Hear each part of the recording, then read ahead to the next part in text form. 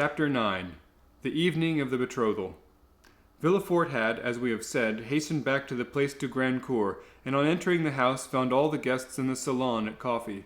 Renée was, with all the rest of the company, anxiously awaiting him, and his entrance was followed by a general exclamation. "Well, decapitator, guardian of the state, Brutus, what is the matter?" said one. "Are we threatened with a fresh reign of terror?" asked another. "Has the Corsican ogre broken loose?" cried a third. "Madame la Marquise," said Villefort, approaching his future mother-in-law, "I request your pardon for thus leaving you. Monsieur le Marquis, honor me by a few moments' private conversation."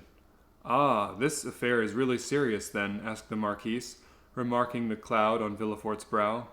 "So serious that I must take leave of you for a few days. So," added he, turning to Renée, "judge for yourself if it be not important." "You are going to leave us?" cried Renée, unable to hide her emotion. "Alas," returned Villefort, "I must." "Where, then, are you going?" asked the Marquise. "That, madame, is the secret of justice. But if you have any commissions for Paris, a friend of mine is going there tonight." The guests looked at each other. "You wish to speak to me alone?" said the Marquise. "Yes, let us go into your cabinet." The Marquis took his arm and left the salon. "Well," asked he, as soon as they were in his closet, "tell me, what is it?" "An affair of the greatest importance, that demands my immediate presence in Paris. Now excuse the indiscretion, Marquis, but have you any funded property?" "All my fortune is in the funds, 700 or 800,000 francs." "Then sell out, Marquis, as soon as you can." "Huh? How can I sell out here? You have a broker, have you not?" "Yes." "Then give me a letter to him, and tell him to sell out without an instant's delay. Perhaps even now I shall arrive too late." "What say you?" said the Marquis. "Let us lose no time, then." And sitting down, he wrote a letter to his broker, ordering him to sell out at any loss. "Now then," said Villefort, placing the letter in his pocket-book, "write another." "To whom?" "To the king." "I dare not write to his majesty." "I do not ask you to write to his majesty, but I ask Monsieur de Salvo to do so. I want a letter that will enable me to reach the king's presence without all the formalities of demanding an audience that would occasion a loss of time. But address yourself to the keeper of the seals. He has the right of entry and can procure you audience." "Doubtless, but there is no occasion to divide the merit of my discovery with him. The keeper would leave me in the background and take all the honor to himself. I tell you, Marquis, my fortune is made if I only reach the Tuileries the first, for the king will not forget the service I do him." "In that case, make your preparations, and I will write the letter. Be as quick as possible. I must be en route in a quarter of an hour. Make your carriage stop at the door. You will present my excuses to the Marquise and Mademoiselle Renée, whom I leave on such a day with a great regret. They are both in my room. You can say all this for yourself." "1,000 thanks. Busy yourself with the letter." The Marquis rang. A servant entered. "Inform the Count de Salvo I am waiting for him." "Now then, go," said the Marquis. "I only go for a few moments."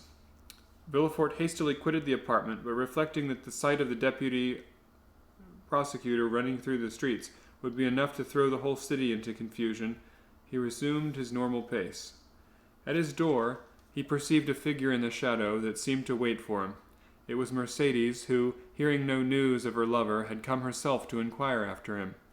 As Villefort drew near, she advanced and stood before him. Dantès had spoken of his bride, and Villefort instantly recognized her. Her beauty and high bearing surprised him, and when she inquired what had become of her lover, it seemed to him that she was the judge and he the accused. "The young man you speak of," said Villefort abruptly, "is a great criminal, and I can do nothing for him, mademoiselle."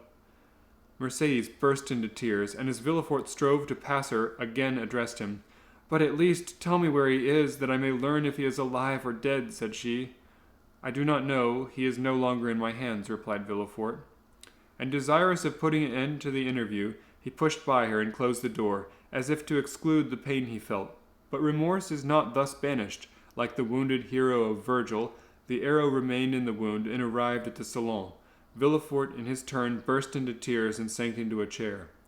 The man he sacrificed to his ambition, that innocent victim he made pay the penalty of his father's faults, appeared to him pale and threatening, leading his affianced bride by the hand and bringing with him remorse, not such as the ancients figured, furious and terrible, but that slow and consuming agony whose pangs cease only with life. Then he had a moment's hesitation. He had frequently called for capital punishment on criminals, and owing to his irresistible eloquence they had been condemned, and yet the slightest shadow of remorse had never clouded Villefort's brow, because they were guilty, at least he believed so. But here was an innocent man whose happiness he had destroyed. In this case, he was not the judge, but the executioner. As he thus reflected, he felt the sensation we have described, and which had hitherto been unknown to him, arise in his bosom and fill him with vague apprehensions. It is thus that a wounded man trembles instinctively at the approach of the finger to his wound until it be healed. But Villefort's was one of those that never close, or if they do, only close to reopen more agonizing than ever. If at this moment the sweet voice of Renée had sounded in his ears, pleading for mercy, or the fair Mercedes had entered and said, "In the name of God, I conjure you to restore me my affianced husband," his cold and trembling hands would have signed his release. But no voice broke the stillness of the chamber, and the door was opened only by Villefort's valet, who came to tell him the travelling carriage was in readiness. Villefort rose, or rather sprang from his chair, hastily opened one of the drawers of his secretary, emptied all the gold it contained into his pocket, stood motionless an instant, his hand pressed to his head, muttered a few inarticulate sounds, and then perceiving his servant had placed his cloak on his shoulders, he sprang into the carriage, ordering the postilions to go. Rue de Grandcour, to the house of Monsieur de Saint-Méran. As the Marquis had promised, Villefort found the letter. He started when he saw Renée, for he fancied she was again about to plead for Dantès. Alas! She was thinking only of Villefort's departure. She loved Villefort, and he left her at the moment he was about to become her husband. Villefort knew not when he should return, and Renée, far from pleading for Dantès, hated the man whose crimes separated her from her lover. What had Mercedes to say? Mercedes had met Fernand at the corner of the Rue de la Logue. She had returned to the Catalans and had despairingly cast herself on her couch.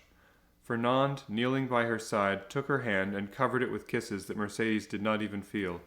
She passed the night thus, and the day returned without her noticing it. Grief had made her blind to all but one object. That was Edmond. "Ah, you are there," said she at length. "I have not quitted you since yesterday," returned Fernand sorrowfully. Monsieur Morel had learned that Dantès had been conducted to prison, and he had gone to all his friends and the influential persons of the city, but the report was already in circulation that Dantès was arrested as a Bonapartist agent, and as the most sanguine looked upon any attempt of Napoleon to remount the throne as impossible, he met with nothing but refusal, and had returned home in despair. Caderousse was equally restless and uneasy, but instead of seeking to aid Dantès, he had shut himself up with 2 bottles of wine, in the hope of drowning reflection. But he did not succeed, and became too intoxicated to fetch any more wine, and yet not so intoxicated as to forget what had happened. Danglars alone was content and joyous. He had got rid of an enemy and preserved his situation on board the Pharaon. Danglars was one of those men born with a pen behind the ear and an inkstand in place of a heart. Everything with him was multiplication or subtraction, and he estimated the life of a man as less precious than a figure, when that figure could increase and that life would diminish the total of the amount. Villefort, after having received Monsieur de Salvo's letter, embraced Renée, kissed the Marquise's hand, and shaken hands with the Marquis, started for Paris. Old Dantès was dying with anxiety to know what had happened because of Edmond.